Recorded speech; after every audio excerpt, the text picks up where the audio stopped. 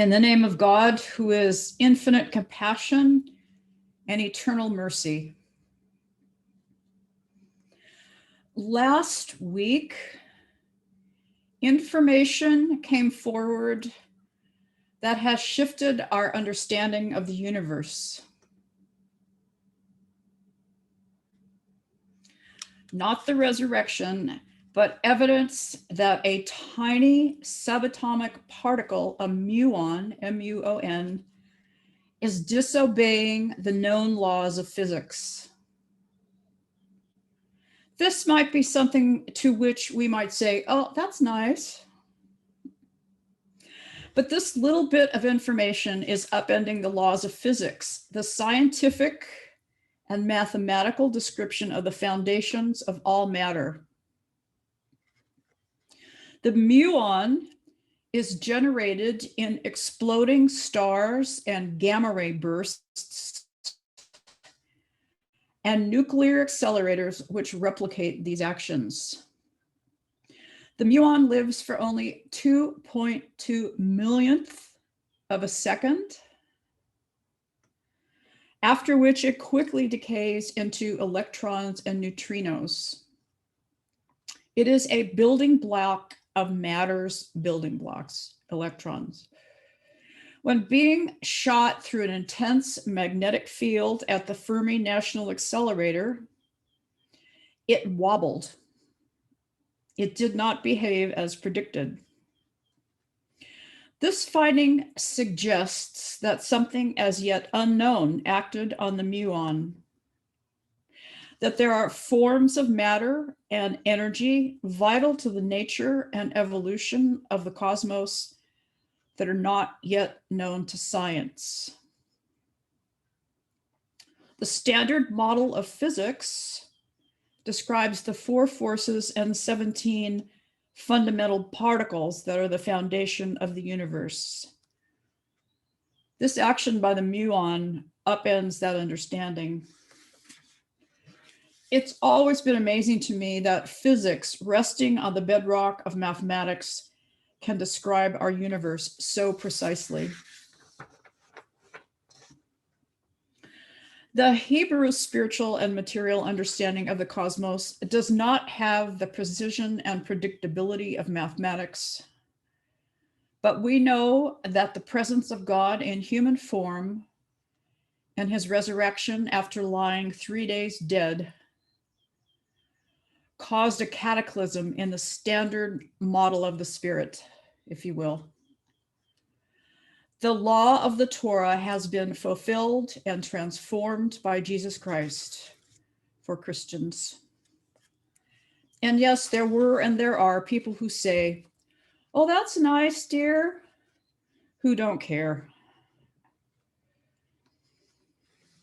Today we have the story of Thomas from the Gospel of John.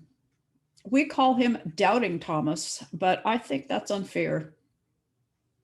Immediately after the resurrection, at the start of today's gospel, Jesus appears to the fearful disciples in the house with the locked doors. Thomas is not there. Later, the disciples tell Thomas, "We have seen the Lord."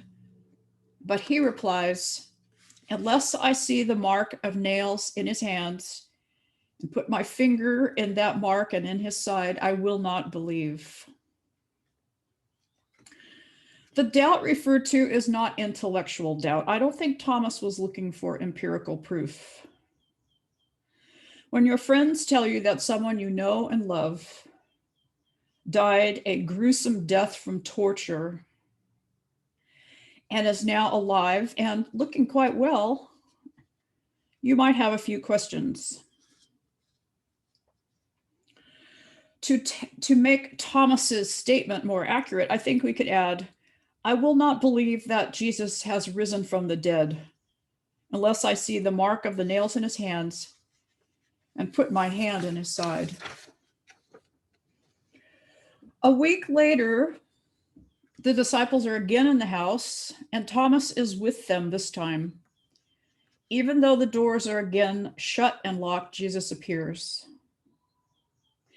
He challenges Thomas directly to touch his wounds and then exhorts him, "Do not doubt, but believe."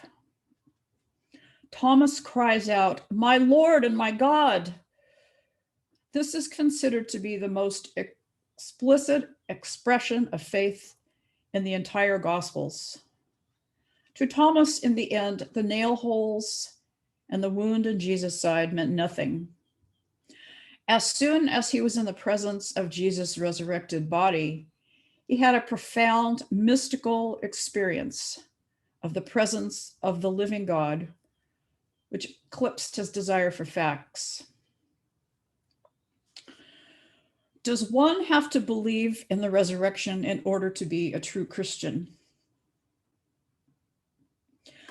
I always like what the theologian Hans Kung says about the resurrection. As I understand his comment, we may not know what really happened at the resurrection, but we do know that something enormous happened because it shot the disciples forth throughout the Mediterranean basin to spread the gospel, and that it multiplied instead of fading away like other spiritual teachings and teachers. There are 2.8 billion Christians in the world today. We are the largest world religion. It is our experience of God that is of consequence, not the assent to facts. The point is not whether the resurrection is scientifically verifiable. The point is our experience of God. To believe is to trust that there is a divine presence that is always with us. And this trust is not the whole ballgame. Jesus brought a teaching, the covenant of reconciliation mentioned in the collect. As the Apostle James says, to believe without works is dead. Jesus taught us that God is reconciled with us and that we are to be about the work of reconciliation, forgiving and working with others to heal and forgive.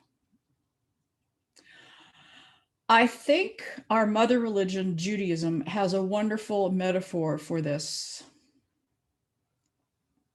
The Kabbalistic teaching written by Rabbi Isaac Luria in the 1500s, the teaching of Tikkun Olam, is a vivid way to understand our call. We work with God to heal and repair the world. As the story goes, when God said, "Let there be light," as recorded in Genesis 1:3, 10 holy vessels came forth, each filled with primordial light. God sent forth the 10 vessels like a fleet of ships, each carrying its cargo of light.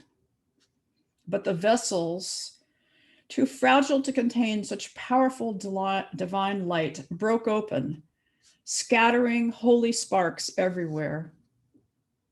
Had these vessels arrived intact, the world would have been perfect. Instead, God created people to seek out and gather the hidden sparks wherever we can find them.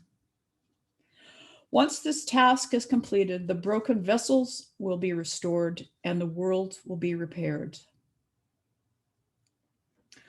My Lord and my God, I trust that you are there and are with me to do the work you have given me to do, to repair the world by gathering light wherever I find it. Amen.